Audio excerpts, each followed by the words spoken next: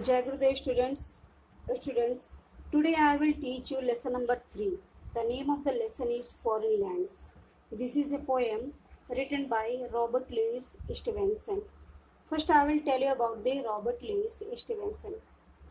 He was born on 13th November 1850 and died on 3rd December 1894. He was a Scottish novelist, essayist, poet, and travel writer.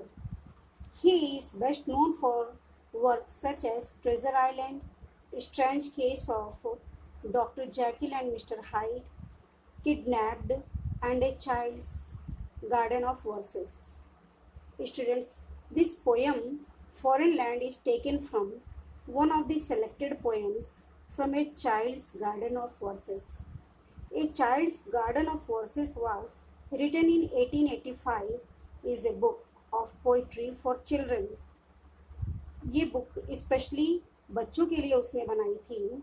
ये poetry specially child's garden of verses जो उसने book बनाई थी ये सिर्फ बच्चों के लिए बनाई थी. देर आर 64 पोएम्स और इस बुक में 64 पोएम्स है. Poet records the joys of his childhood. इन पोएम्स में पोएट ने अपने बचपन की याद को ताज़ा किया है. And in this poem foreign lands there are 5 stanzas in this poem and each stanza contains 4 lines. In this poem, through this poem, he talks about the various stages of the life also, human's life also. Here in the first stanza, you see, up into the cherry tree, who should climb but little me? I held the trunk with both my hands and look abroad on foreign lands.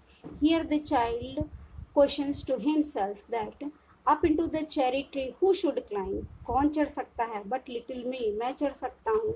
I held the trunk with both my hands. उस trunk को अपने दोनों हाथों से पकड़कर and looked abroad on foreign lands. मैं अपने हाथों से पकड़ के इस ट्रंक को ऊपर चढ़ता हूँ और ऊपर चढ़ने के बाद foreign lands. Here student, foreign lands means the area, locality beyond his sight, and indirectly he wants to say if he gets chance to travel abroad then he can see the foreign lands, the area far away from his own locality. In the next stanza, I saw the next door garden lie adorned with flowers before my eye and many pleasant places more that I had never seen before.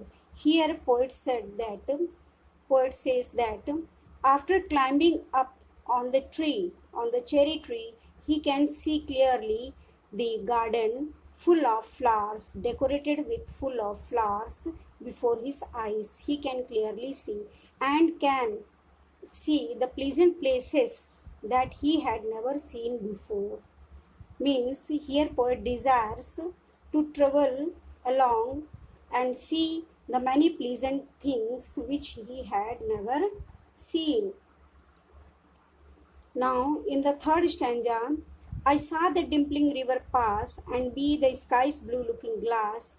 The dusty roads go up and down with people tramping into town.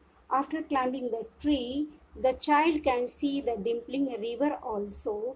Here dimpling means the child wants to say that the dimpling river means here, as you have seen the raindrops, when raindrops comes to the river, it form the bubbles in the river water and it made it looking charming, made the river looking charming. And in that river, due to the reflection of the sky, it looks like the looking glass. Looking glass means here you can see the glass is transparent and you can easily see what is inside. So the reflection of the sky seems the river as a looking glass. The dusty roads go up and down with people tramping into town, and he can clearly see the dusty roads going up and down. And on that road, the people are tramping, walking, and going towards the town. Here he wants to say that in that uh, while traveling long distance in the life, he sees many ups and downs of the life, and the people who are carrying their loads, heavy loads, tramping into the town, going into the town. Now come to the next page.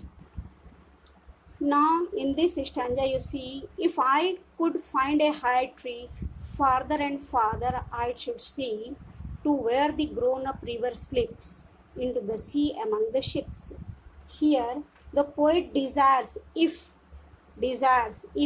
he could find a high tree. He wished for a high tree so that he could see where these rivers enters, and he could easily see these rivers enters the sea, and where there are many ships on the sea, to where the roads on either hands lead onward into fairyland, where all the children dine at 5 and all the playthings become alive. Here poet says that if he could find the higher tree, he can easily see where the um, where the roads on either hand lead onto fairyland, into fairyland.